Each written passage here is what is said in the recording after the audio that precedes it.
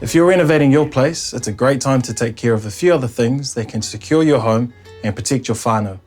If there's already a builder at your place, you could get them to remove or replace the part of the chimney that sticks up above the roof line.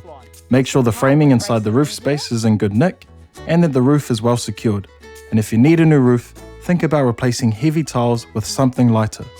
While you're renovating, check the foundations are in good condition and are well secured and braced. If an interior wall lining has been removed, see if there's an opportunity to upgrade the bracing inside the wall space.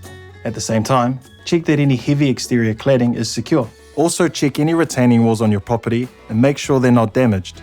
Clear out weep holes if you have them. If there's a builder or engineer around, it's worth getting them to check that your retaining walls are fit for purpose. Getting renovations done can be a great opportunity to see what else needs doing.